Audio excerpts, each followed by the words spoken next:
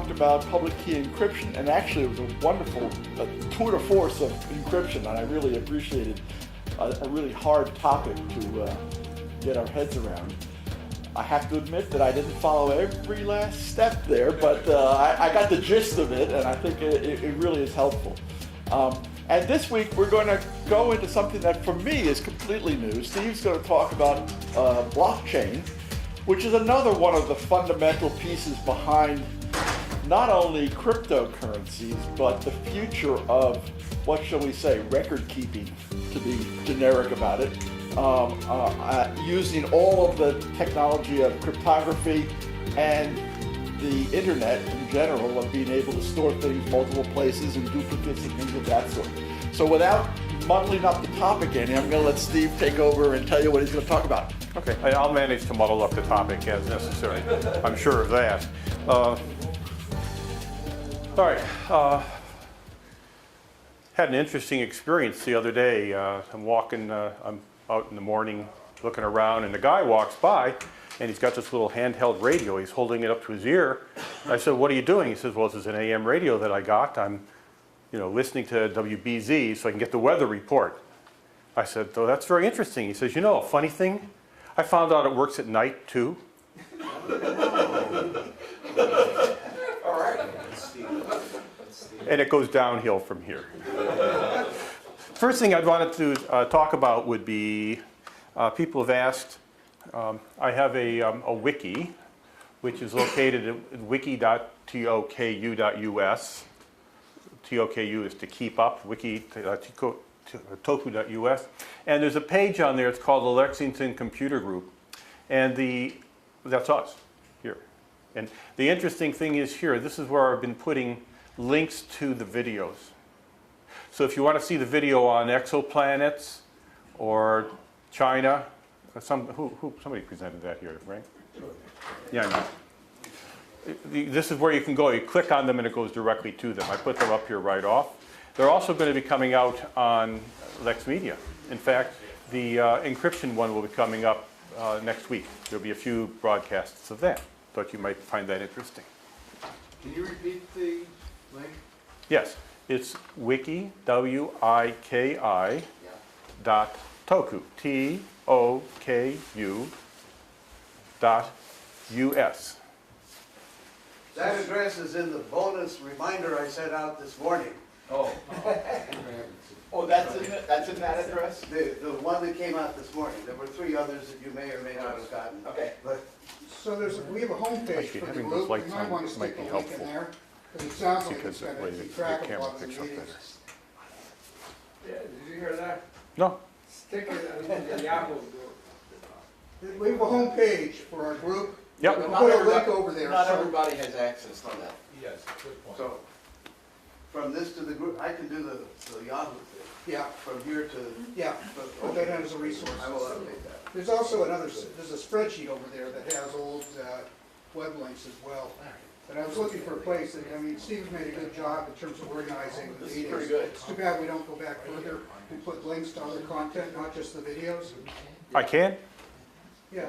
This is a wiki, which means what I Well, the Yahoo wanna group keep. is sort of a wiki too. No, it isn't. You have to have a password to use it. Okay. Yeah, this you need a password to change this, but I can give you a password easily. Okay, any other questions on this? Thank you. You're welcome.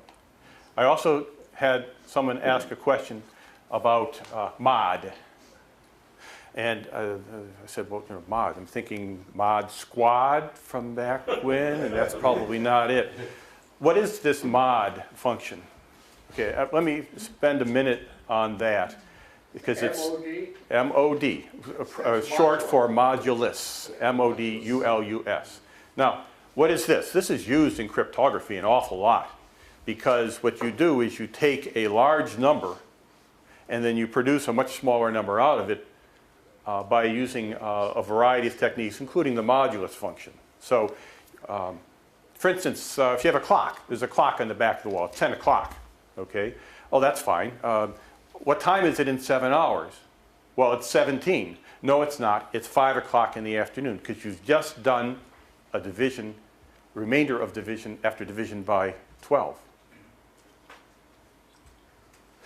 That's what the modulus function is. It's remainder after division. So if it's 10 o'clock now, in 7 hours, that becomes 17. You pull out the 12, you have 5. In 10 hours, 10 plus 10 is 20. You pull out 12, it's 8 o'clock. Now, it's military time, but it's also the way the modulus function works. So if we were saying, what's the number modulus 10? Give me a number. Somebody give me a number, a 4-digit number. 13. That's 2 digits. We try a little more than that. 1034. 1034? Yeah. Okay. Modulus 10 means you divide it by 10 and take the remainder. 1034 becomes 103 with a remainder of 4. So modulus 10, it's 4. I mean, don't make much more out of it because it's very simple. It's a very straightforward. It's unique or not? Can you go back?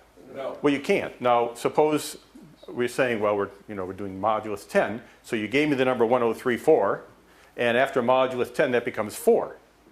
Can you figure out what number you gave me from it? Well, you can, but you'd have a lot of choices, and you wouldn't know until you tried every single one of them. And the technique with the thing with cryptography is that there are so many possible ways to get to a given code that it's virtually impossible to find out what got you there. There's so many ways to get that 4 in 1034 modulus 10 that it's virtually impossible to figure out which one it is, especially if we're dealing with more than 4 digits, and we generally are. To pull on our previous lecture on infinity, there are infinite possibilities.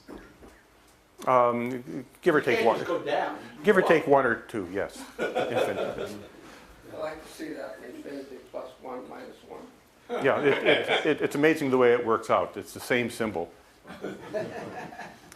Any other questions? Did that help? I think I'd have to take one. When I hear, say, mod 4, obviously I can't go back to find out what that 4-digit number was. It's not, the remainder after division, the modulus is 4. So 1034 mod 10 is 4, the remainder after division. You go to the store. So how do I use mod 4? I mean, see, suppose I No, see- you're not using mod 4 because you're doing mod 10. That could be used as a check digit. Did you ever do casting out nines when you were in grade school? Uh, As a check on your arithmetic? that could be, yes. Counts. Then you were using a mod. Another application of mod is you have change in your pocket and you're going to go to the store and you're going to buy a stick of gum. And the stick of gum is 38 cents. Okay? All right. So you take out a quarter. What's left? Well, 38 mod 25 is 13. Because when you take that 38 and you take the quarter out, you have 13 cents you have to take care of. Okay, well, you have a dime in your pocket. Okay, you take out a dime. So 13 mod 10 is 3. So you need 3 pennies. Quarter, a dime, 3 pennies. If you only have nickels, then you do modulus 5. Now, Steve, Yeah. can the remainder be negative? No, normally we don't. You don't. Mod on a negative number. Sorry? Can you do mod on minus Yeah. 17? Yeah, then in that case, I guess you might get a minus number. No. The mod is still always positive. Okay, thank you. So getting back to what you asked about mod 4, you can only have 4 results, 0, 1, 2, and 3. Yes. Because anything that's above that is gonna be part of, it's all has to do with whole numbers. So it's restricting it, so it's sort of a one-way hash is sometimes how they do this, where you go one direction, not back the other way, which is common in cryptography. You take a bunch of numbers and multiply and add them together and take the last significant number of digits or do it in modulus and get it to a restricted range. So it fits. Better go on. Okay. So also along the line here is a hash function. And what a hash function is a number after some operation modulus some other really large number. So suppose the number we're dealing with is 1034, but we don't know that. And it's a very simple example, but we know that the modulus is 4. So now suppose you give me another number. Give me a 4-digit number. 1782. 1782, okay? If I take 1782 mod 10, that's a 2. So that could not possibly have been the original number. but you can be fooled. But when you're dealing with large enough things, it's difficult to get fooled. Why don't we go on? To go back to first grade. We're gonna do potpourri next week. Yeah, I'll show you a couple of cute things with mine. good. Blockchain. This is not the same as Bitcoin. Okay. This is a bunch of thoughts of things that I've collected because I've gone to a number of sites and I found some videos, and I'm going to do some talking and show some videos. Now, let's see if this works. Yes. Okay, I want to start with an overview of blockchain.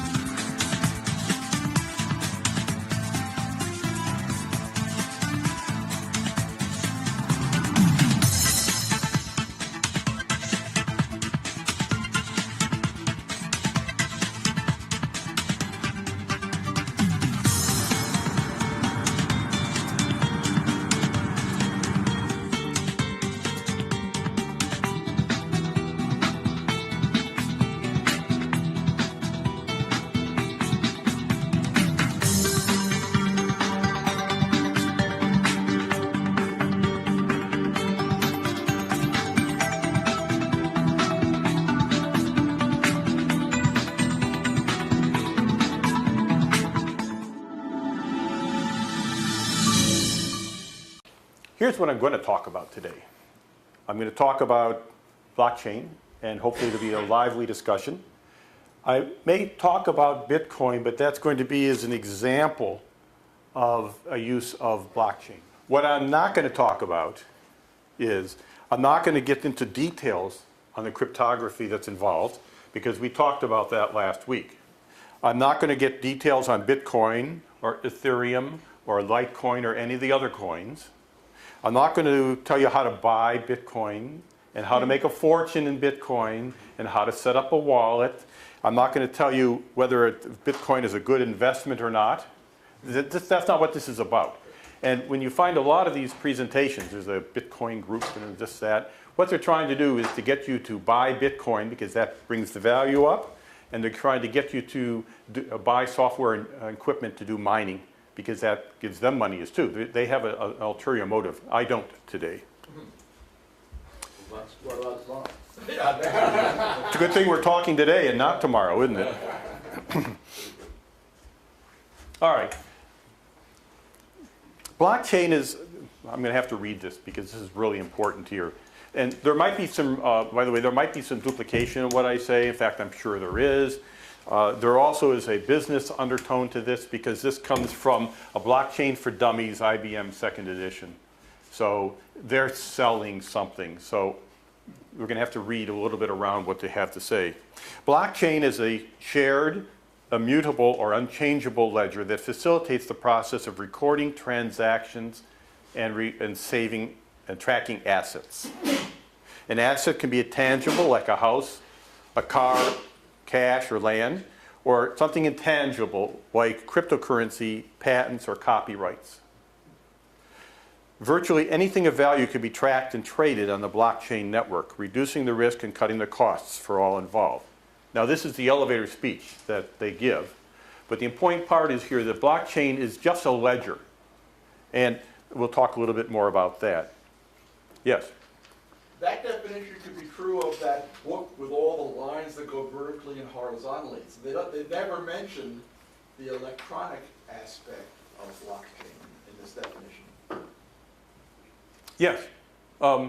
Okay, it's in the small print. I see. But my point is that this we all understand this in the physical world, and that the point is that blockchain is precisely an attempt to mimic that in the online world. That's correct. And it has other benefits that come from it. We'll talk about that a little bit. Let's get on. Shortcomings of the system. Well, the current systems. Okay, there's the time between the transaction and the settlement. For instance, you go to the bank and you deposit a check. Well, you might be able to get it that day, but you might have to wait till tomorrow. You might have to wait a few days or a week for the check to clear. You sell some stock, you know, they have like a 3-day wait period or something like that. So it's not immediate, you have to wait. There is a duplication of effort and required for a third-party validation. When you deposit that check, it goes to your bank. They have to check with the other bank to make sure that the money can indeed come out. So there's another person involved.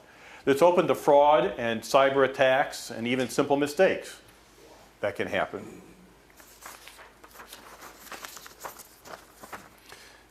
Many people don't have access to bank accounts. Now, we probably all do here, but in some of the third world countries, they don't. So they need some other way of taking care of the money, and they're doing it online. And there's a limited transparency, and inconsistent information can hinder the effective movement. So if the information at the bank is not correct, or at the car store is not correct.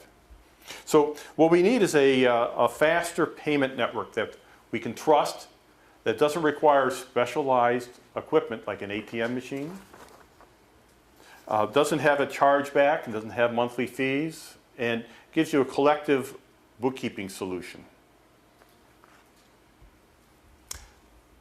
Oh, good. Now we come into the little bit of a link to Bitcoin. This is where one of the things that happened with Bitcoin, it's backed up by the blockchain technology. It was launched in 2009 by a mysterious person or persons that we don't know of named Satoshi Nakamoto. Okay, I imagine Harry will get into that somewhat. There's a paper that was purportedly written by him that talks about this. One of the advantages of Bitcoin is that there's no monetary authority, no entity controls it. Coins aren't printed, they're mined by people running computers solving difficult mathematical problems. So the way the blockchain works, well, I want to keep going and we'll see where the difficult problems come in. Any questions so far? Yes? You may be covering it later on, but laundering of money, does this help prevent laundering of money on the bad guys? Facilitate. It probably does facilitate it because the identity, The well, bad guys like this. Harry can probably answer that, but yes, because your identity is kept secret. They can't tell who, they can tell your account, but they can't tell who you are because you have the password to get at that stuff. So there have been emails that have been going out for fraud, where these people are threatening you and they want you to hold you for ransom. Yeah. They want to be paid in Bitcoin because it's not traceable by governments. Yeah, thank you.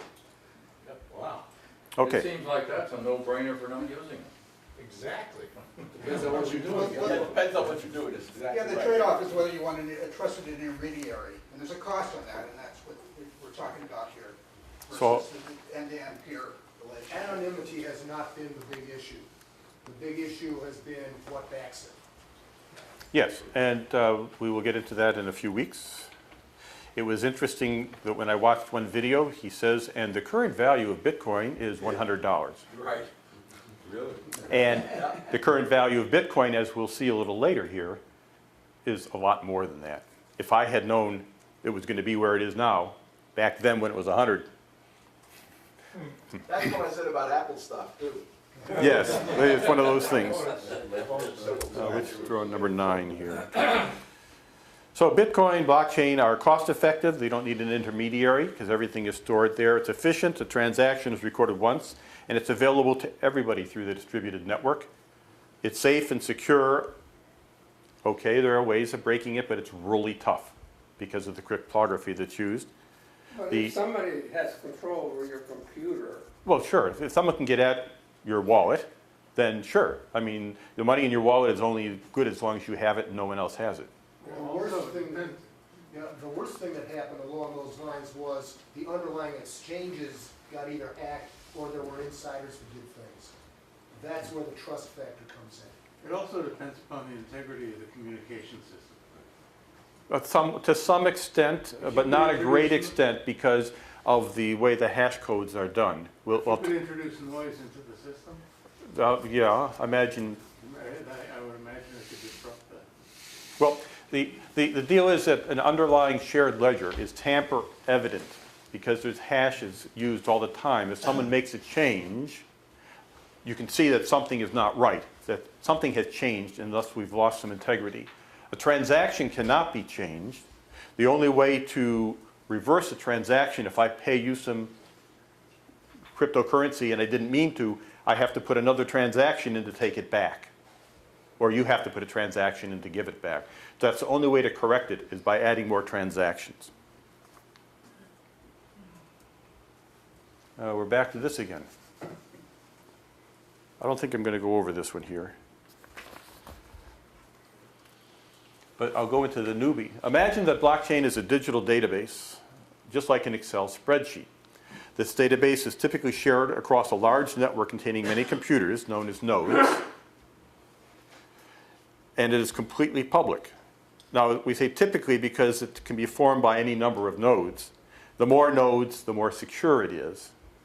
And that's why it's good to have a large number of nodes running. Why, is that obvious? To have a lot of nodes? No, is it obvious that because the more nodes you have, the more secure it is?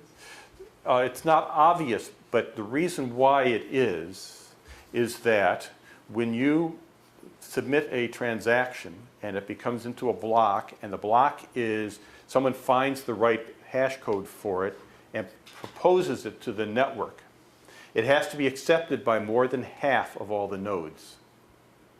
So if you're going to get in there and hack an illegal node, illegal thing, you have to be able to convince over 5,000, someplace in here it says over 5,000 nodes, and that's not going to happen.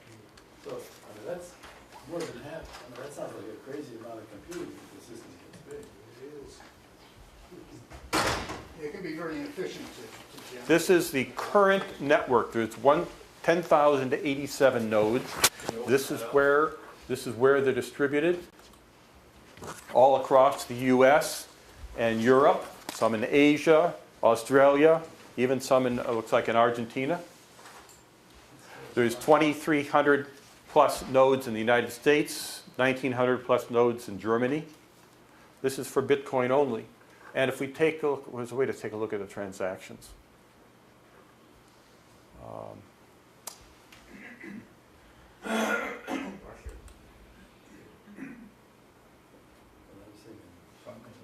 Okay, these are the different agents.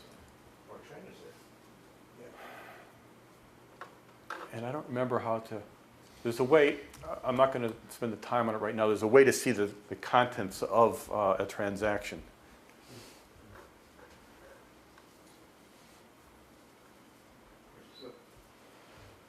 You see where that is? 24-hour charts, big nodes. Oh. Okay. Present. I have a question. Yeah. So to do a single transaction, how many computers need to be involved One. to achieve that? One. Okay. The way, I'm going to step on yours a little bit. The way a transaction goes is you want to do something. Suppose you go to the corner store and you want to buy a pack of gum, but you want to pay in Bitcoin. So what you do is you and the person arrange a transaction that takes from your wallet a certain fraction of a Bitcoin and puts it in their wallet, and they can see that the transaction has taken place and that they will give you that pack of gum. Now, where was I getting with this? I'll take a question. Can you convert a Bitcoin into currency? Yes, if you want to buy it and give me currency for it. In other words, I have so many Bitcoins and I want that in dollars. Okay, you have to find, a Bitcoin is only worth what someone will pay for it. It's only worth what it will buy you. You can take your dollars and go and buy a car because the dealer is used to getting dollars. But if you go and you say, I want to buy with Bitcoin, the dealer has to be willing to accept Bitcoin for payment, and they might not. It's only worth what someone will pay. It's sort of like going to the airport and going to a foreign exchange and handing dollars and being given back some other currency. The same thing would happen if you go to a foreign exchange and say, here are some Bitcoins, and they will look up the current value of Bitcoins, do the multiplication, and hand you back dollars. It's exactly the same. They usually take a big load when they do that, right? Well, they do it in foreign exchange too. You go to the airport, you get a lousy rate. Except for one thing, there's no central authority setting the rate. I know, but you look up on the internet right then and see what the current, absolute current value is, and you give them that. There is no absolute current. No, no, no, they'll say they want so many Bitcoin. I just looked it up, it's $6,000 right this instant. That's what people are selling their Bitcoins for, and I'll people tell you are at the buying end of the them. talk What the value is. Yes.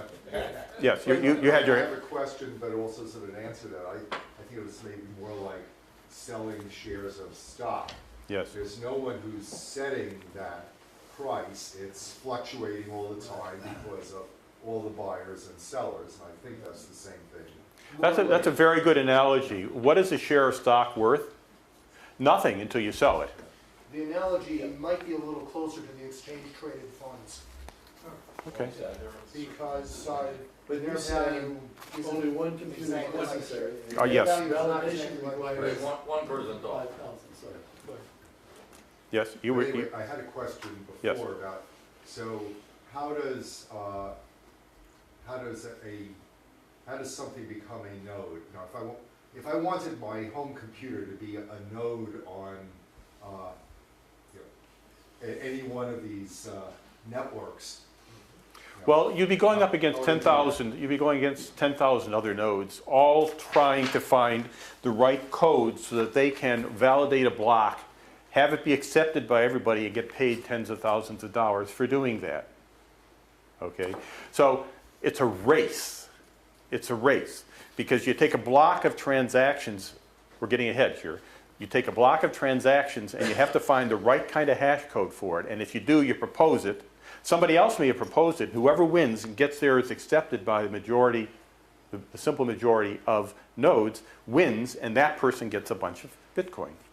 Right, so there's no central authority to say you can now become a Bitcoin participant. You decide yourself, you get the public software that's available, and off you go. And if you win the race, you're now a member of the club. And once you're a And member, you may fall out. I mean, it's not really a question of being a member. You're just dynamically in or out if you win the race. Question in back. So, I just have a suggestion for the whole room. Why don't we hold some of these simpler questions? We're never gonna get through the material, Yeah. and we weren't gonna talk about Bitcoin. Right. Okay, all right. Okay, so every time, this is blockchain now. Now we're about talking about blockchain. Every time the network makes an update to the database, in other words, every time a block has been accepted into the database, it's automatically updated and downloaded on every computer in the network. So for Bitcoin, there's 10,000 computers. Whenever a given block is accepted, it is distributed to all 10,000 nodes, or they have all grabbed it. So it's a distributed database in that sense. And it's secured with cryptographic techniques, makes it nearly impossible for hackers to get into it. Blockchains used by Bitcoin. Bitcoin and blockchain are not the same. Blockchain provides the means to record and store Bitcoin transactions, but the blockchain has many uses beyond Bitcoin. Okay. Traditional methods, participants keep their own records. Intermediaries charge fees, delays, execute agreements, so forth. If you're using blockchain, the ledger is shared. Each transaction is updated in the ledger through a replication. So everybody gets this information. Each node can send or receive transaction to other nodes, if they get them okayed. Data is synchronized across the network. It eliminates the duplication of effort. You don't need intermediaries. It's less vulnerable because of the consensus models. And the transactions are secure, authenticated, and verifiable. Could you stop for a second? I can't absorb this quite as quickly as you're going through them. Okay. The ledger is shared. So all the nodes on the network have a copy of this ledger, all 10,000 of them for Bitcoin. For some of the other currencies or for other things, all of the participants, all of the nodes have a copy of the entire ledger. Okay? Question? Each transaction is updated. Question, go ahead. So, again, I come back to this question of how many computers are Sure. involved in the transaction. 10,000 That at seems this like a point. lot. No. Let me be more specific on what I was saying. Okay. Okay? You have 10,000 nodes that participate in the Bitcoin network. But in order for a block to be proposed and accepted by them, one computer has to propose it. It's the fastest one to come up with the right answer.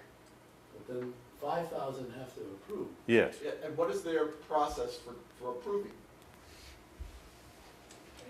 They try it out.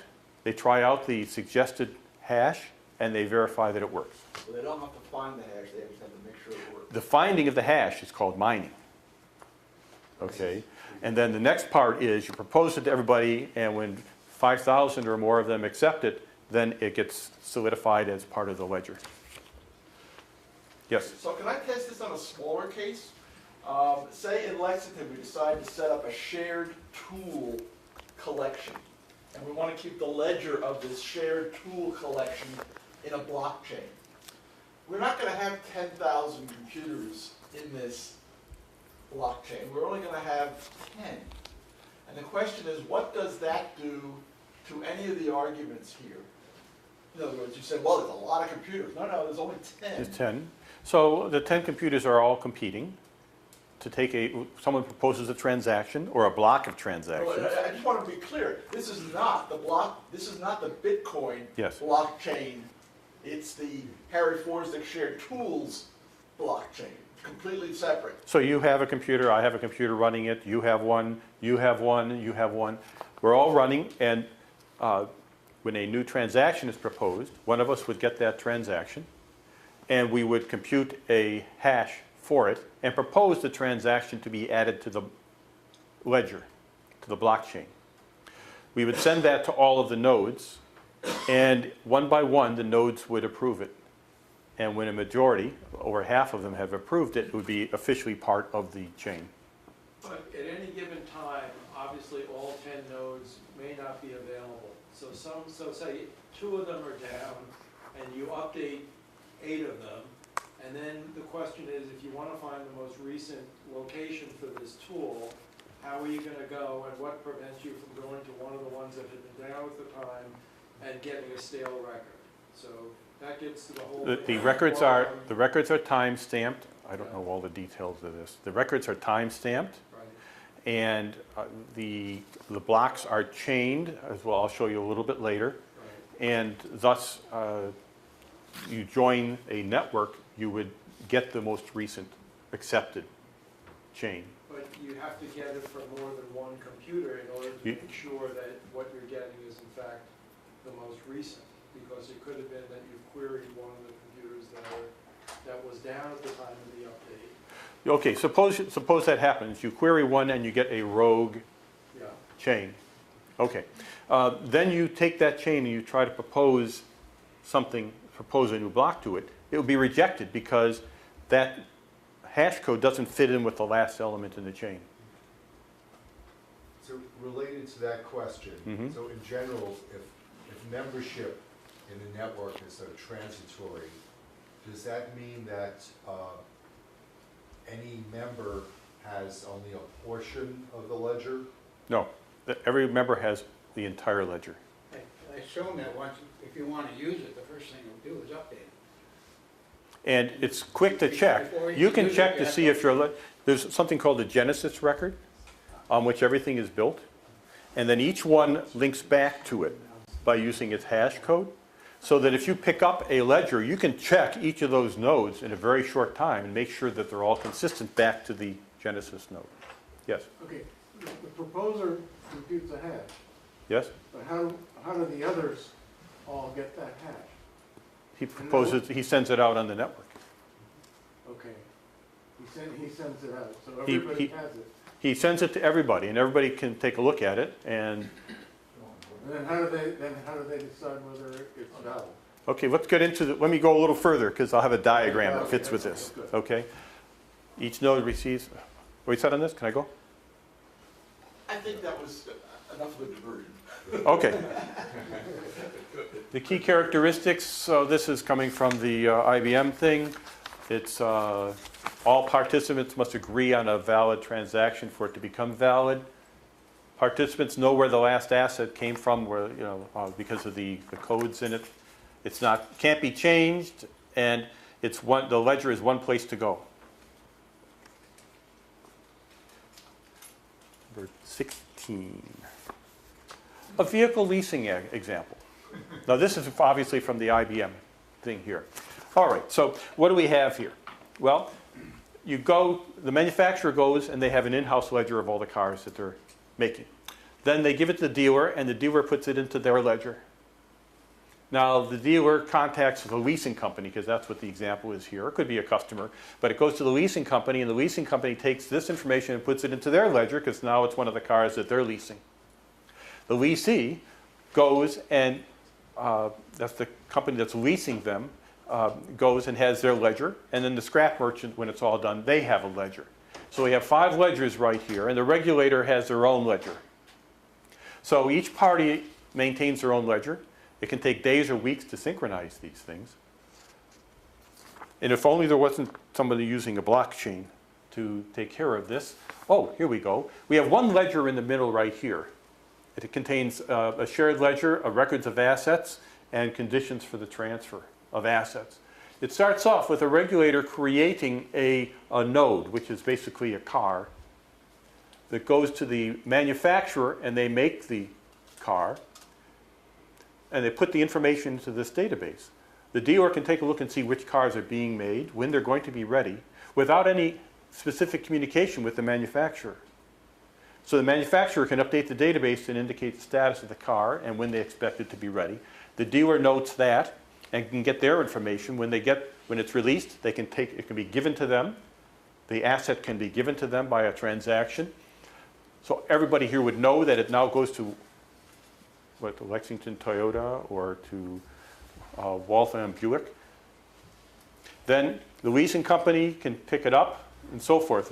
They're all using the one set of records, so you can take a look at a car and you can follow exactly what's happened to it.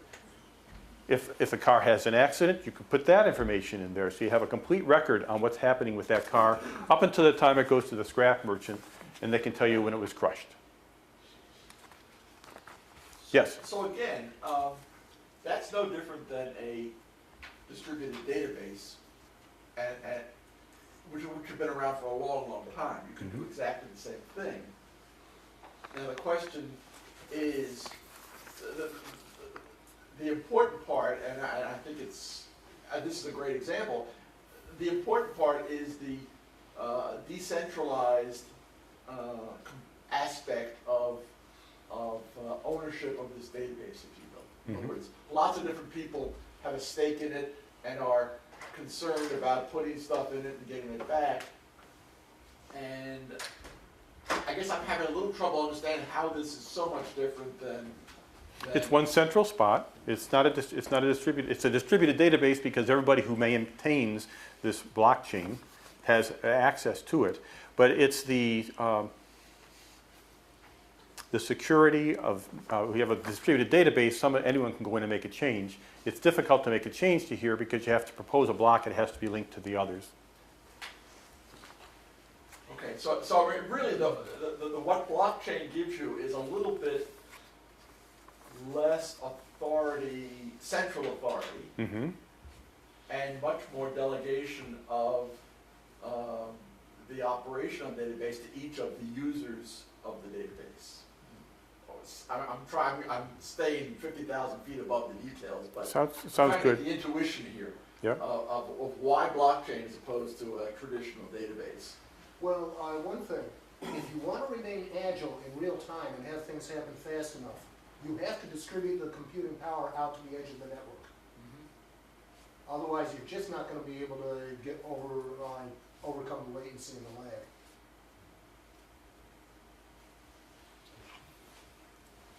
Okay. Move on. Yes. The way you've been talking so far, it sounds like you just record the transaction like A gave B Yes. so many Bitcoin. Yes. But does it also record what B gave A for those Bitcoin? Yeah. Harry will get into this more. But what happens? All unanswered questions go on. Yeah, thanks. Yes. Yeah. So I'm done. No. So suppose you have a Bitcoin. You have about $1,000 because you have a Bitcoin, and you want to go to the store and buy a pack of gum. And the guy at the store or the woman behind the counter says it's going to cost you 2 Satoshi, which is fractions of a Bitcoin. Okay? So what happens is that a transaction is created that has multiple parts to it. One part of that transaction takes your 1 Bitcoin and breaks off to Satoshi to pay for that Satoshi, paid for that thing of gum. It has another part that takes a certain number of Satoshis and gives it to the person who's going to be handling the records. That's the payment for doing the transaction. And the rest of it, the third part, is to give back to you the change. So that whole transaction would be for 1 Bitcoin, but 1/100th of it, say, goes to him. 1/100th of it goes to the guy who does the computation, and 98/100ths of it goes back to you. Kind of akin when you go to a store and you give them $10 and they give you back $9.50. If you're new to the game, how do you acquire Bitcoin? Okay, that you set up a wallet and you buy Bitcoin With dollars, with dollars. or euros, or yen, or whatever. Who do I pay it to? The guy at the airport that has a little booth that says, I sell Bitcoins, just like I sell euros or I sell rubles. Or you can do it online. There are sites online. Really? Yes. Oh, yeah. Oh, yeah. Oh, yeah. Probably bitcoin.com. Cash and I'll do it for you. Yeah, there'll be a Bitcoin as far as he knows. By the way, there's an analogy to the person taking a little cut. It's called the credit card companies. And, you know, you wouldn't believe, unless you do the multiplication, the cost of credit when you go, for example, to the Stop and Shop. You pay $2 or $3 for using your credit card. So it's the same thing. Okay. I have 2 slides in here that go into a tangent. I'm going to talk about them and skip over them. It has to do with an alternative to blockchain in healthcare. Now, the deal is, when you're doing blockchain, everything, all the information is stored in the blockchain.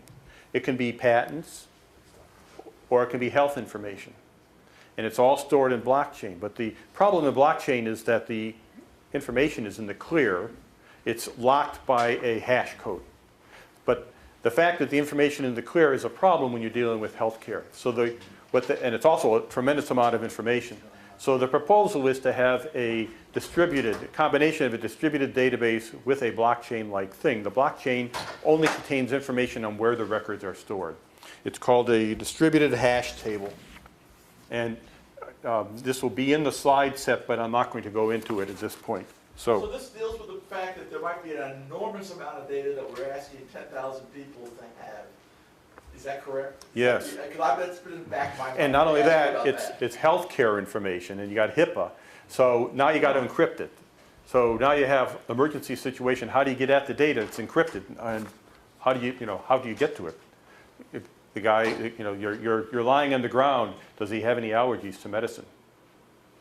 Well, I don't know. I don't know the code to get the information out. So that's to avoid that.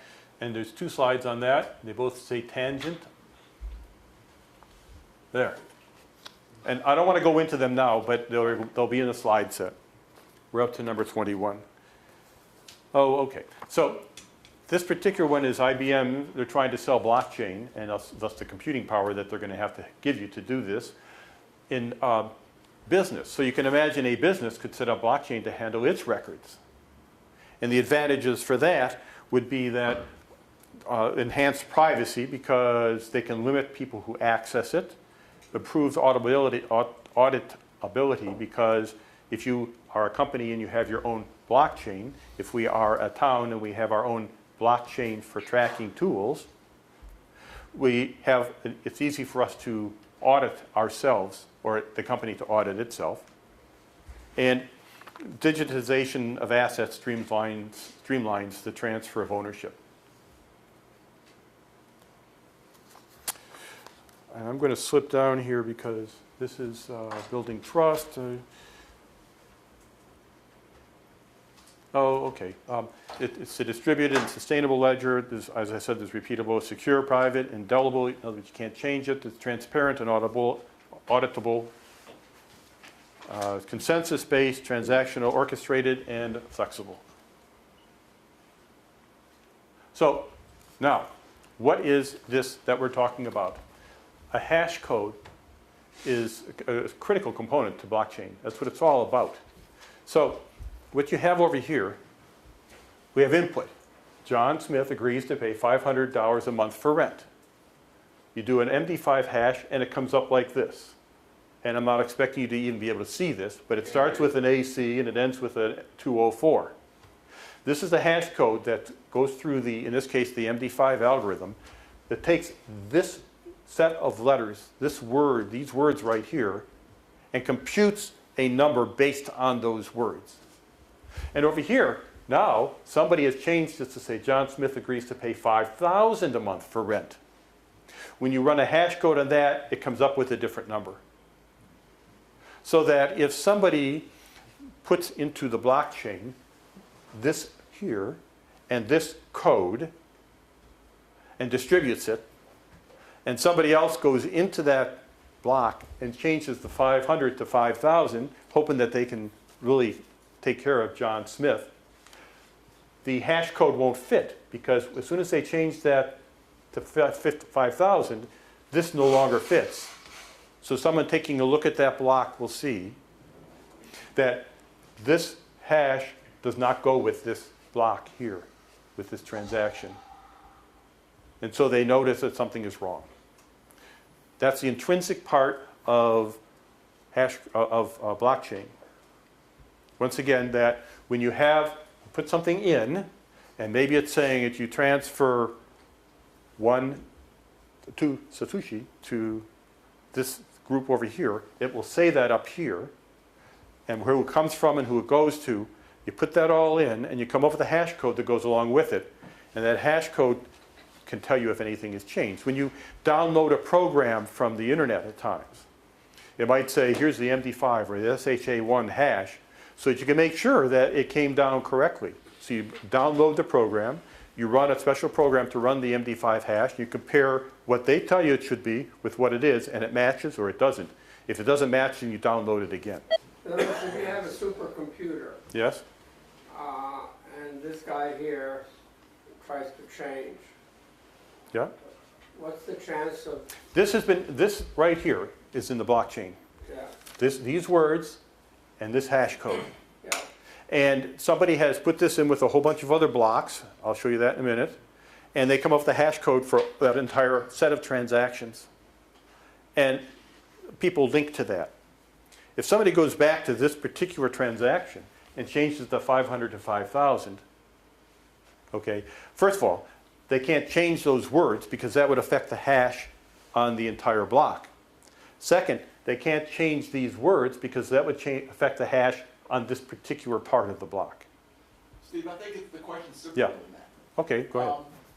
These arrows have an arrow, these lines have an arrow on only one direction. Right. So that says to me that going forward in the down direction is an easy computation. An MD5 hash is an easy computation. Happens very fast. Going the other direction is a virtually impossible. This is It might along. not be impossible. but This it's is along the virtually line of impossible. the 1034 example, and the hash the modulus is 4. It's real easy to take 1034 and come up with that 4, but it's real hard to take that 4 and can't figure out what you came back from. Right. Once you have this, you can't find this from this, but you can verify that whenever someone gives you this, you'll end up with this. my question is, information. The hash is a smaller amount of information than the scope of the original data, so you've thrown away information, you Right. can't reconstruct it. Right. Yes, that's right. But doesn't this depend upon the uniqueness of that input? Could Yeah, somebody- well, yeah. If you make any change to this will change. Yeah, but somebody, yeah, but With high somebody, probability. that's true, but if Right. I wanted to hack the system, couldn't I go and just replicate that input? The question I think is, what other inputs on the top will give the same input on the bottom? I have no idea. I know, but the question is, are there others? Well, the answer is yes, there are others. Yeah. There are others. There's one that goes from here to here, but one of the special things about the hash codes that we're using here is that it's really hard to find another one that will map to this one. yeah, but that's not good enough. Really hard. Really hard is hundreds of years. We were talking about that last week. Okay, but if quantum computing, suddenly hundreds of years becomes Tens of years. years. Minutes. No, I mean, Minutes, my seconds. question But it doesn't go to is, zero. you know, does it really become impossible? Or is it, right now, it's very hard? Right now, it would take a long time to try to find something here that would go through the hash and come up with the same thing here. Yeah. You can try it. The approach to strengthening it is there. I mean, you can make you can make the components of that hash function longer, and it will increase the amount of time necessary to But do it. George is right. Every Yes. security agency in the world is hard at work trying to find ways to shorten this Yeah. process. Right. Now, MD5 is not going to be the last word. There will be these more complex. In fact, they've already tossed MD5 out. I think they're up to SHA-1 or SHA-256. They're coming up with other hashing algorithms. They're going up to 512 and even 1024. Yes. But George, there is no, divide by zero. It will always be a problem, or there is no such thing as that in this world. Nor is there in the world you're in right now. The point is, it's no less secure than what you're doing right now, I suspect. The other thing to point out is that you notice he only added 1 0 to the second message, and the hash is totally different. Actually, I did a comma So you and a can't zero. look at the first hash and say, well, maybe if I just change this bit of the hash, I'll get something close to it with a little bit different. Right. But you can't do that because a minor change, a period, a misspelling by 1 letter totally changes the And that hash. was accepted, you said last week, in the cryptography stuff. Okay, let's go on. What's next? Oh, okay. I got a couple videos here. We're up on number 24. What is hashing and a digital signature in the blockchain?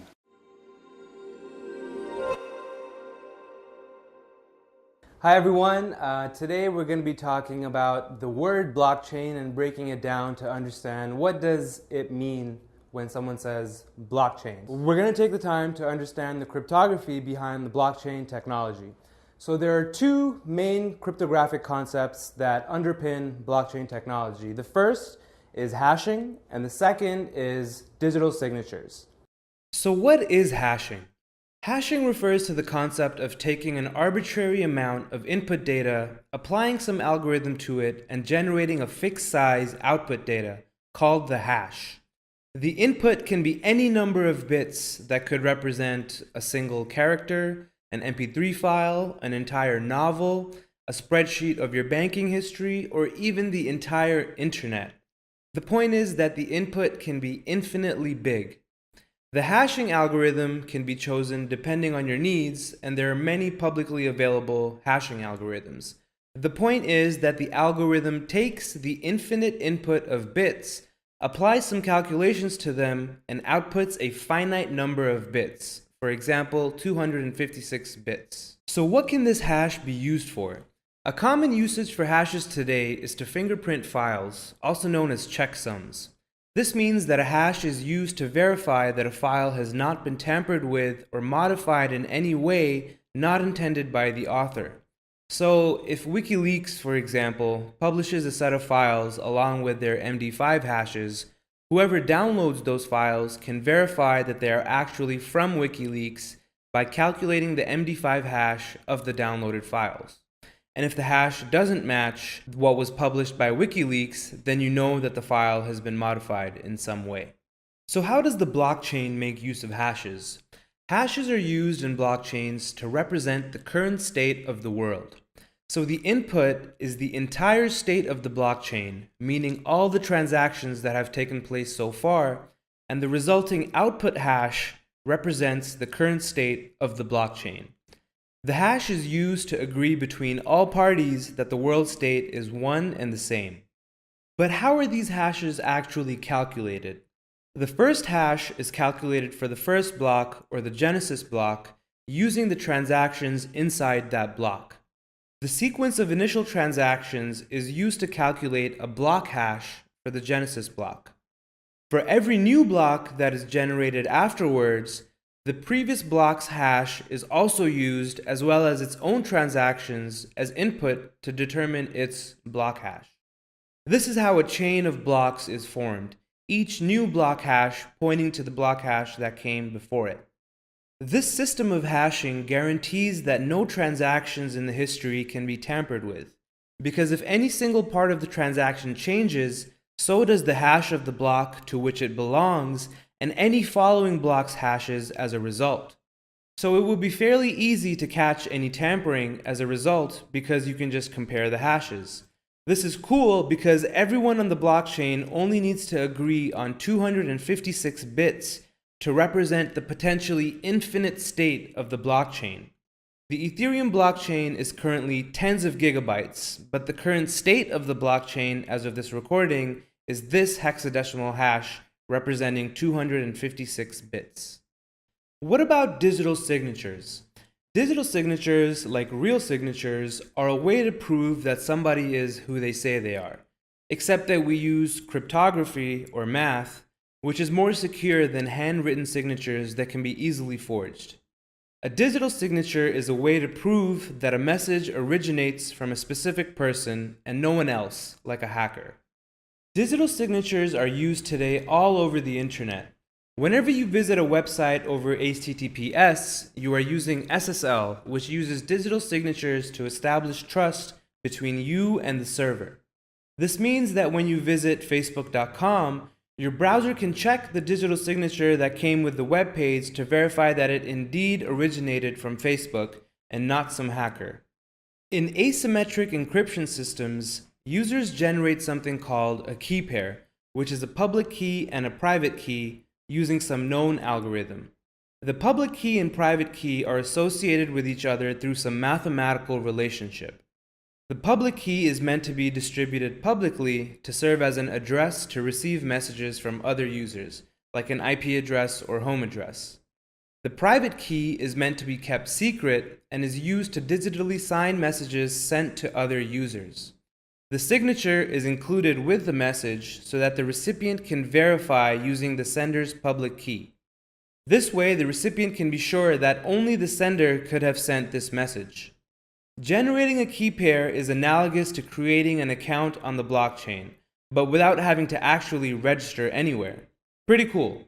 Also, every transaction that is executed on the blockchain is digitally signed by the sender using their private key. This signature ensures that only the owner of the account can move money out of the account. To bring it all together, blockchain could not exist without hashing and digital signatures. Hashing provides a way for everyone on the blockchain to agree on the current world state, while digital signatures provide a way to ensure that all transactions are only made by the rightful owners. We rely on these two properties to ensure that the blockchain has not been corrupted or compromised. If you want to take a deeper dive into hashing and digital signatures, visit blockgeeks.com and read some of our articles and guides and our online courses. That's pretty good. Yeah. Excellent. That was quick. Yeah.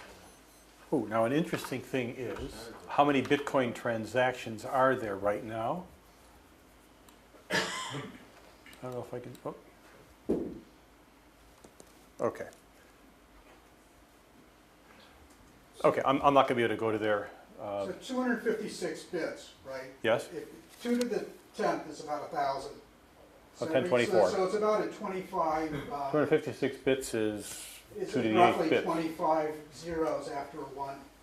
Something like A that. decimal. Okay. 1 followed by 25 zeros. That's the number of combinations that you can generate in that. And if, in like the integrity, if it's not just if you transpose numbers or play with it, message at all, it's going to be a completely different number on Yeah. that range. So it's hard to duplicate that. Do commercial companies such as, say, airlines or supermarkets accept bitcoins as payment? I don't know. Some do, maybe. Really? I don't know. Who accepts them? You have to ask. Why don't you go to, on the way home, go stop by the Stop and Shop, ask if they take Bitcoin. There are people who are out there on the edge who will accept, and not illegal, who will accept People, Bitcoin. what about you know, Well- daily shopping or something like that. You know, we were at the ground, the very earliest stage of this. How many people in 600 BC accepted coins? You know, it's that kind of thing. So don't go out and try and spend them today, but this is Future, the future. yeah. Did you want something from that website? Because I have it here. I was just going to show how many transactions in the last 24 hours. So you have Visa and MasterCard, and so on, all have logos. There's some places that have the logo for Bitcoin that Really? accept it. Yeah, I've seen them up in Tellers, for example, in Manchester, New Hampshire, and other places. I don't see it in that many stores. If you see the logo, they can probably transact that. What's the logo look A like? B with two bars through it. I have Like a dollar sign, but a B. Have you seen it at a retailer? I don't know, I didn't. I have a paid email service that is based overseas. They will accept Bitcoin. Some sellers at Amazon will accept Bitcoin. It can be used. So it has value because people will accept it. Yes. Although again, That's it's the not big talking about Bitcoin, it's about blockchain. Yes, okay. All right, we just saw the video, so we saw how this works here. But where does this start? It goes in both directions. So here, this is block 1574, 1575, 1576. Here's a transaction. Oh, here's a transaction, and here's a transaction. This is the hash for this particular block here. It includes the hash of the previous block. So that, because this hash right here represents all the information that's in it, if any of this changes, the hash won't work. And this is locked by this guy here. He points back to it. So if anybody changes this and they change this, this won't point to it. And you can't change this because it'll change this. And if you change this, it'll change this, and so on and so forth. Yeah. So the fact that these are strictly temporarily ordered, does that limit the scale of the system? They're not temporary. There is an order to them with a number on the top of each one. Well, that's the temporal, that's the Temporal. order. Okay. That there can only be one that precedes. Yes, it's a linked list that goes in one direction only. Within the granularity of the time synchronization that's possible, you can't have more transactions than you can track that. Only, the next one, there's only one that can be the next one, has to be accepted. And then there's another one that has to be the one after it. So it has to go in a specific order. You can't stick one in the middle because of the link here. Right, so only one can be the current transaction. The most recent Most transactions. recent, so if you have a big system that accepts at multiple points, the clocks have to be synchronized enough in order to establish. It's not so much the clocks have to be synchronized as, so suppose this is what we currently have right now in our blockchain. And my computer decides that we want to post another transaction up there. We want to put another one up here. Okay. I have to create that transaction with a hash code that includes the hash code to this block here. But there could be a million other transactions. We're all competing to be the next one in line. So Harry's got a faster computer than me. That can establish the order in that. And it has to be accepted by a majority of the people in the chain, who are a majority of the nodes. How long does that take? Yeah, are there throughput ratings for this? Well, you know, when you take a look at, I'm hearing and seeing two things. On one side, it says they have the requirements of the hash code such that it will take about 10 minutes to have a transaction block be able to be posted. But on the other hand, you go to this one site that Harry went to that I have on a previous one, and you see transactions going like 1 or 2 of them a second. So I'm not exactly sure. Those Well, are even not the that's same really- thing though. Yeah, it could be 10 seconds, so they're just sliding in 10 minutes. It could be, and it could be that they're taking 100 transactions in a block and putting them up one at a time. I don't know. But does this create just an incredibly long number? Yes. A long list? Yes. Yeah, so that, and that's a storage problem then for computers, right? It could be. And it's a storage problem in each of the nodes, so that if you want to put a node in this system, you've got to have enough memory and enough computing power to do it. That's why a lot of the video cards are disappearing, because video cards are really fast. So people are taking them and they're hijacking them into being minor.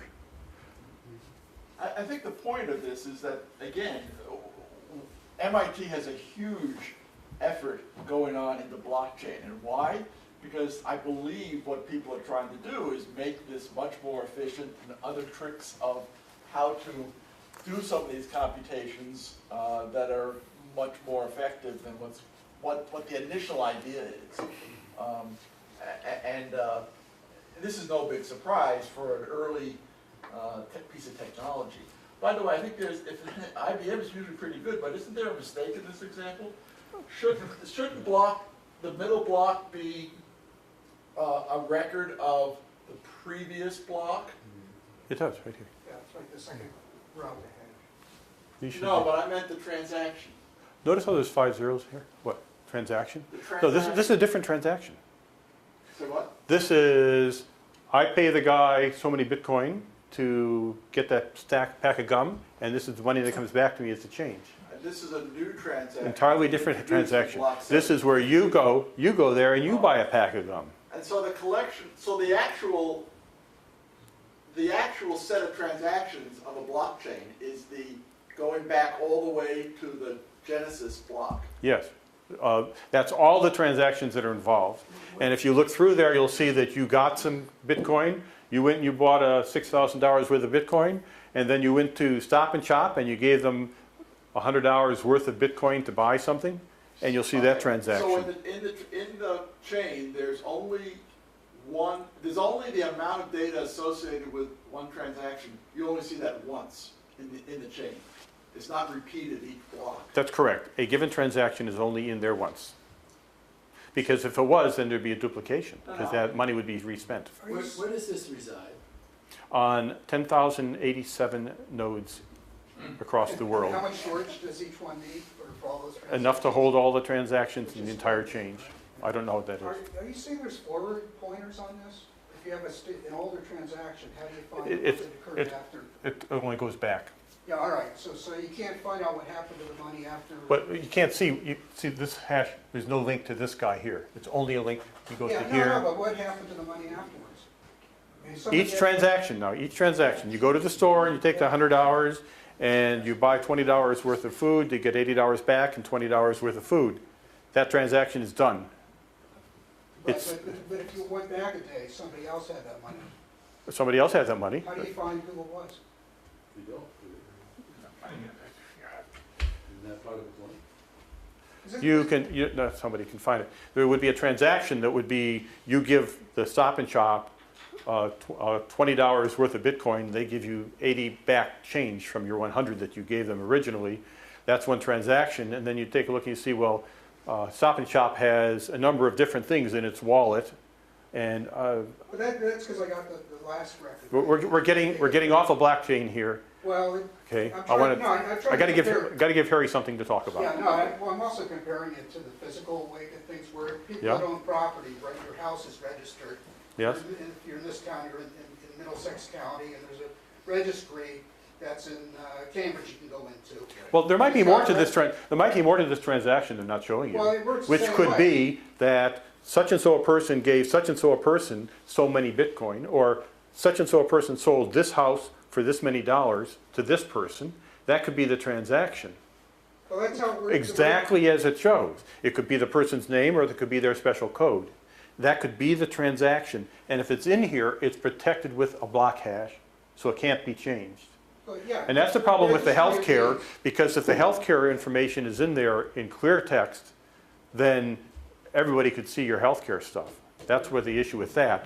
So here, if you're selling a house, just like you look in the register, you can see that you sold your house for whatever you sold your house for, and somebody bought it. If you It have a would be, current record, but the Yeah. registry of deeds goes back to the 1600s. That's right. For this area. yeah, And it's non-deletion, just like this. yes. You don't go back and change. When somebody creates a new transaction, I sold it, they have to So how do we link it find back all the to prior one. transactions associated with that? There's a way to do Well, that. you gotta link Yeah. back. That's what, when they do a title search, that's exactly what they're doing. Is they're looking at the transaction you're proposing, and they're looking at the property, There's a and they link link back. back the chain. It might be making part, sure. it might be part of the transaction. I'm not sure how that would work. Can you go, I mean, can every node go back and look at all of the transactions? Yes, because they have all the transactions. And that's a huge amount, for my PC, that's a huge amount of computing. Yeah, well, your PC might not be good enough to be a node.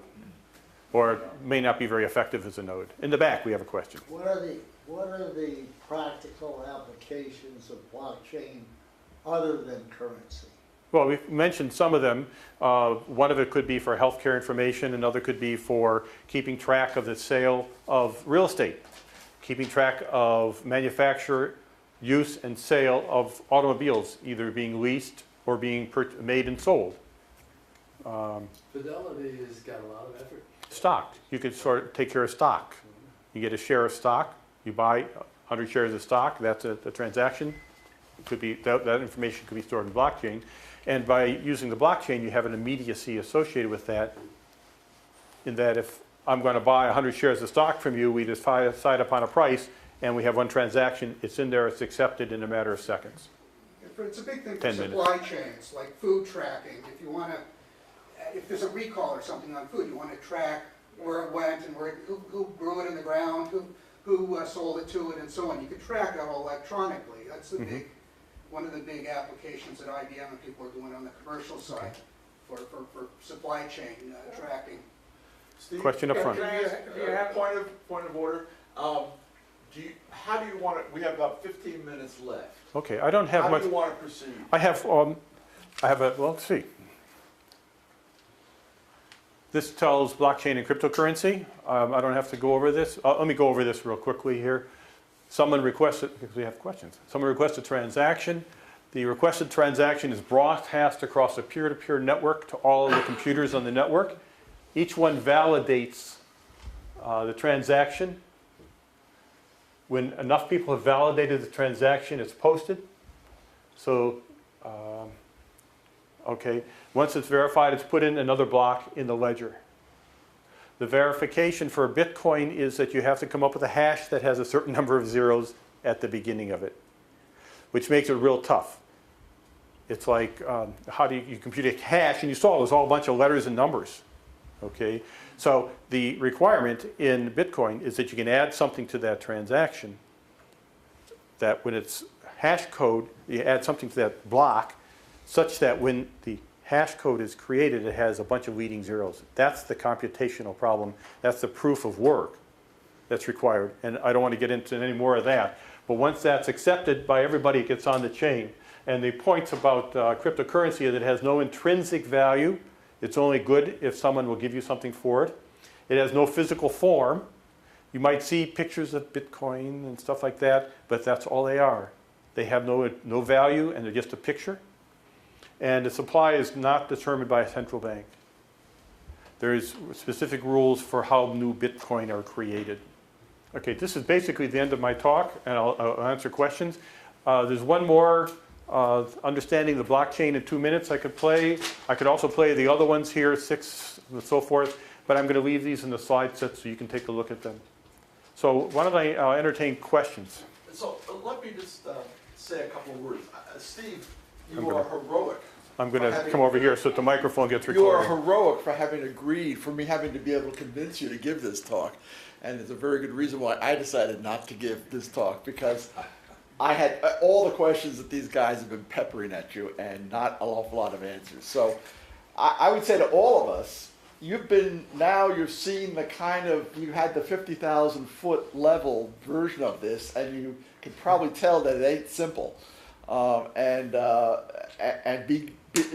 says a couple of things to me. First of all, be careful of Bitcoin sellers, because you don't really understand how it works, is my guess.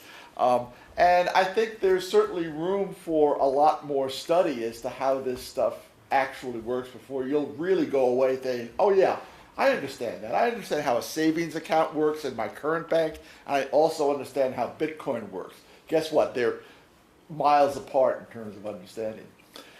He's been referring to my talk on Bitcoin. I'm not going to talk about Bitcoin. I'm going to approach it from the other direction, which is to talk about currency and to understand what currency is and how currency, the fiat currency, the dollar bill in your wallet, how that works, and then talk a little bit, and then show some videos of economists, one of which says Bitcoin is the best thing since sliced bread, and the other one says I wouldn't touch it with a 10-foot pole. because George discovered that no live economists were willing to come and talk to us about it because they didn't want to stake their reputation on this topic. So it's very controversial. And so by coming up from the bottom with cryptography and blockchain and coming down from the top in terms of currency, I think there's maybe a couple more talks that we might have to go to in order to be able to get a really good understanding. And one approach to that I've started to take is to actually take an online course in the whole cybercurrency, cryptocurrency topic. And it requires a much larger investment than we give here on an hour and a half on a Wednesday in order to do that, to really understand it. Where are you taking this online course? So this is one. This is Princeton? No, it's not the Princeton course. It's the I want to show Berkeley you that too. course. Berkeley and Princeton both have courses. Princeton's is much more rooted in traditional mathematics. Yes. The Berkeley course, interestingly enough, is taught by undergraduates. And the reason I liked it was because they went back to their intuition a lot more than the seasoned mathematics professor who didn't need to do that. He had it, he had it invested in traditional mathematical concepts. And I will post onto the list the two courses that I'm talking about. If you can give me the links, I can put them in my next page, which I want to show you on here. These are some videos I could show you right now, but the next page are my references, and I have Princeton right here, which is 12 lectures of an hour to an hour and a half that are, I like mathematics. They're fascinating to watch. They talk about the underlying way that cryptography works, hash codes, the way blockchain works. It's mostly a Bitcoin type thing. It says Bitcoin book, but it gives you a really good understanding of that. So if you'll have some time you want to spend, and some of these others are pretty good too. So how about if I show you, let me see if there's any other questions, then I want to show you this one last video. In the back, we haven't had you yet. I have a question whether we can afford blockchain from an energy standpoint. We have all these computers essentially operating in parallel, and each of them requiring an increasing amount of memory as the blockchains get longer. And so the energy consumption is going to go up and up and up, and here we are with climate change. I think it's going to be a problem. Well, that's actually a very good point, and I wish I'd had the picture. I have a picture of somebody, I saw a picture. This is where they do, what's it called? Mining. They do mining. And what it is it's two cabinets, one here and one here, about this tall, filled with Dell Blade computers, probably around 30 in each of those two. So they have maybe 60 computers running continuously, getting, as nodes, getting the information, trying a transaction, trying to find the right hash code so that they can publicize it to everybody else and get money for it. Because you can get, if you get paid a couple of Bitcoin every time you come up with a block, that's $10,000 or more is the value to doing that. However, also in this picture, you see these two things here. You see a bunch of windows open and a bunch of fans going. Now, the best place to put this type of thing is a place that has a lot of electricity available to you, because all those machines are going to take a lot of power. And it's good to do them like in Alaska, where it's cold, because that way you don't have to pay for air conditioning. These are, it sounds silly, but these are very much real concerns, because it takes, as you pointed out, it takes a lot of power to run all those machines, to take a chance on getting the right code so that you can make some money, and all the heat that comes up. You could do this in the basement of your house. It'd be great in the winter. I've seen pictures in China of like 6 buildings that are just brimming full of this stuff. And we saw a lot of them over there. Created a big demand on graphic cards. Went up quite a bit of money because of the demands on this industry. And the advantage of a video graphics card is that it's, I think the New England term is wicked fast. It's designed for parallel processing, yes. Which a lot of these algorithms use. The basic bottom line is Bitcoin is gambling. Yes. Well, dollar bill is gambling too. So is the stock market. So is currency exchange. Okay. But this is gambling. In other words, it's gambling to the first sort of level. Why would I get into Bitcoins? Because I think I can make money. Or you want an easy way to spend it. I agree. Yeah. But it's just Well, why don't you buy Canadian dollars or euros and try to make money on the exchange? It's very similar to that. And that's a little beyond this talk right here. In theory, so when you give your talk next week, are you gonna talk about the gold standard? I'm just sure compared to. I don't know what I'm gonna talk about. Yeah. Back here, this gentleman. In theory, yes, agreed with what you said about currency exchanges. But in practice right now, it's at such an infant stage. It was moving thousands of dollars in a day or two or a week. Huh. I mean, the plunge from, I think it was $17,000 down to $6,000 Wish I had that was site. in a matter of days. It's not a stable currency to use. The link that I have on an earlier slide points to a place that shows you the exact monetization. And I don't even know how to call it out. So many numbers in it. Okay, at the beginning of this talk, I asked what is the value of a Bitcoin right now, and that was like at 10 o'clock. And it was $6,422.49. An hour and a half or more later, it's only $2 and let's see, what is it? $2.50 more expense, a higher value. So sitting here in an hour and a half, that isn't so different than stocks on the stock market, or so at the moment, at least today, it's not going crazy. Last December, it was going crazy. That's when it got up to $10,000. But When I started looking at this about 4 months ago, back in May, actually it was around $8,000, and now it's at $6,000. So you're next. Does anybody talk about the ability to support multiple simultaneous transactions? Well, the way you do a multiple simultaneous transaction is as we have here. There are going to be hundreds of people who want to do That's this. here. These are here. at the These are same two. time. These are two transactions. Yeah. Right here.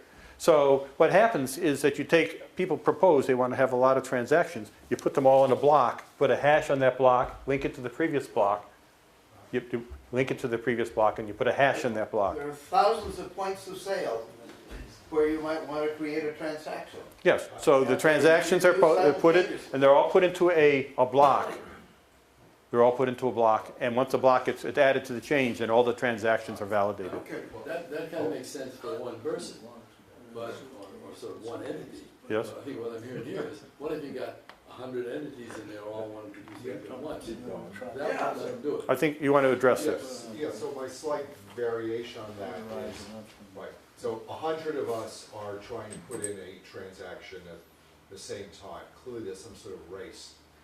And so if the 99 who lose the race, they have to just go back and start all over again? Yes. So the way it works, I'll get a little more into the Bitcoin. Here is a transaction, 1574. Some computer in China has decided that they want to try and come up with a block like this. They know that this is the previous hash right here. They know that they want to put these two transactions in here. So they have to compute a block. They have to compute a hash of all of this information. Now, you'll notice that these, you may not be able to see it, but these start off with a bunch of zeros. That's, in order for this transaction to be something that could be put into the chain, it has to have a hash that has a certain number of zeros. And they'll add something in here that they can manipulate to try and get that to happen. So they're trying to repeatedly compute this block with the special code that they can put in here to come up with a hash code that has leading zeros. And they may have to try thousands, tens of thousands of these, because you can't determine, you can't say I want this hash and now what do I have to put in here to get it. It's a one-way function. You have to put stuff in here and try and see if you get a hash that has all those zeros. And what is the tell me what is the significance of these zeros? Mm-hmm. Why This it's is valuable? Okay, if you didn't have that, then anyone could do this in a matter of milliseconds, and thus we'd be flooded with these transactions. So that's the hard mathematical problem. That's the hard mathematical problem. To compute a hash that has leading zeros here. It could have been any number. It could have all been all ones, but they chose zeros. Is that all trial and error? Yes. Yeah. There's no other way to do it.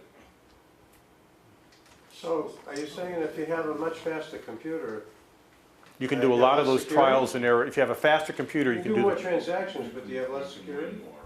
If you have a faster computer, then you can take these transactions, put your seed in here, and try to get a hash of this particular block that it starts with leading zeros more times because you have a faster computer. And you will make more money as a result of being able to do it faster. You'll spend more money on computing Evie. power. Is there a guarantee that there is an answer? There is a code that has a leading number of zeros. Is there a guarantee? Yeah. How do you know you can never find it? You can keep trying things and eventually you will get it. Who said? Oh, Evie, what? It's mathematically the way it works. You can do that. Evie has a question, the way back here. So you talked about all these effort and investment to, a system to, mining the Bitcoin. What is the reward for the company or group, That comes up with the hash code. That comes up with the hash code? Right. Because, okay, the way, yes, okay. There's a lot more transactions in a given block. Some of those transactions are ones that you can put in there that pay you a certain amount of Bitcoin, a certain amount of money for completing the block. And that's where that money comes from. Yeah, so there's this transaction might be right here, it says, give me a Bitcoin. And the hash code fits. There's rules that you can apply for that. I don't know what they are for Bitcoin. Yes? Steve, I might be going off on a tangent, but a few years ago, I used to go to day traders. And they'd be in a room with computers. And what they were looking for is the spread between bid and asking price. Mm-hmm. And they, with these fast computers, they take advantage of it and put in bids, and as soon as the bot put buy orders in, microseconds later, they're selling the same damn thing, but they're playing the spread, and it's the speed of the computers. This was 15 years ago. This is very different. It's a very different thing. Because we're trying to compute a hash that has leading zeros. Well, thank you very much for coming. And all the guys. Thank you.